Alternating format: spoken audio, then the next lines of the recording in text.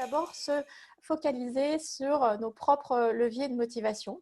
Alors, on a au sein de la WeBox développé une méthodologie qui s'affiche à l'écran, qui recense donc 9 leviers de motivation. Alors, le premier, c'est certains sont motivés par ce que dégage l'entreprise.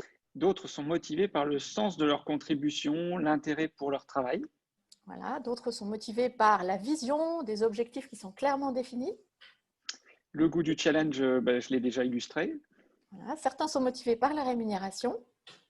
D'autres sont intéressés d'être reconnus comme experts dans leur domaine et ils aiment beaucoup apprendre tout au long de leur carrière.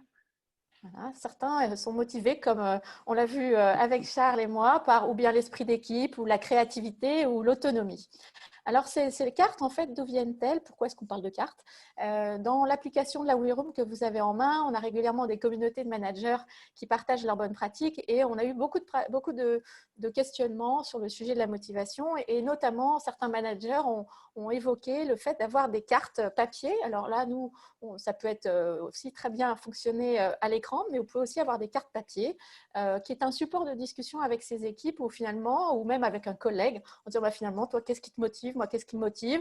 Et puis, on en choisit une ou deux parmi ces 9 cartes. Donc, c'est un exercice assez ludique. Et oui, il y a déjà pas mal de commentaires, c'est riche dans le chat. Il y avait toute une discussion qui était amorcée sur le fait que finalement, au sein d'une équipe, même de 5 personnes, les personnes pouvaient avoir des leviers de motivation très variés. Et le fait de pouvoir en prendre connaissance permet aussi de manager ces équipes en toute connaissance de On peut cause. peut-être jeter un œil au quiz préparatoire que vous avez eu la gentillesse de compléter depuis hier, où on vous demandait justement quelle était votre principale motivation pour travailler sur ces projets en temps de crise.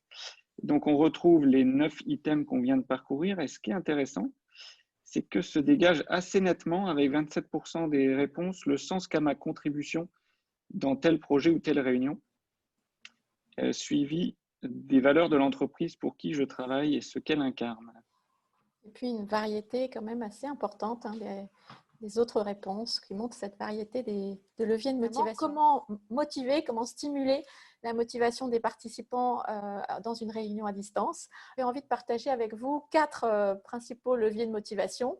Quelles sont par exemple les actions que vous pouvez mener si parmi vos équipes, certains sont intéressés et motivés par le sens qu'a leur contribution dans cette réunion et l'intérêt pour leur travail en lien avec cette réunion à distance. Alors, vous pouvez faire plein de choses.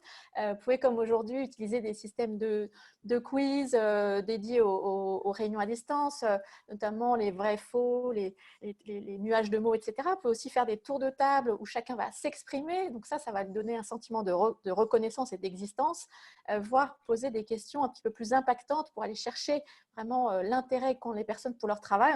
Qu'est-ce qui vous gêne? Si c'était à refaire, que ferait-on, etc. Deuxième levier que vous pouvez souhaiter booster dans les réunions à distance, c'est celui dont on a parlé tout à l'heure, le relationnel, l'esprit d'équipe, l'ambiance au travail. Et là, la petite action qu'on vous suggère, c'est de mettre du fun et du rythme. Ça peut être par un icebreaker, comme on l'a vu, ça peut être avec une hola positive ou un brouhaha positif, et aussi de célébrer les succès, même mineurs. Ensuite, si on prend un autre levier pour tous ceux qui ont envie d'utiliser leur créativité et de proposer des idées en réunion à distance, vous avez plein d'outils pour faire remonter des idées, des systèmes de tableaux blancs, de post-it virtuels, de nuages de mots. Dernier bloc sur l'autonomie. Si vous souhaitez booster l'autonomie, essayez de vous limiter à 50% d'informations descendantes lors de vos réunions. Ça favorisera les échanges entre les participants, la remontée d'informations et le plaisir qu'ils auront à venir à vos réunions. Florence qui dit finalement, c'est de la préparation de la part des participants aussi. Effectivement, ce n'est pas qu'au manager d'organiser cette réunion. Et pourquoi pas des binômes, des trinômes pour animer la réunion. On rejoint cette idée d'aller faire en sorte que les personnes soient motivées pour interagir. Demander à chacun de raconter une anecdote surprenante. Alors, c'est là qu'on voit que rapidement, on rentre aussi dans le sujet des codes de l'entreprise. Il y a des entreprises où c'est normal effectivement de partager une anecdote surprenante, d'autres où peut-être ça ne se fait pas du tout. Donc là, chacun s'adapte complètement à la culture de son entreprise et de son équipe.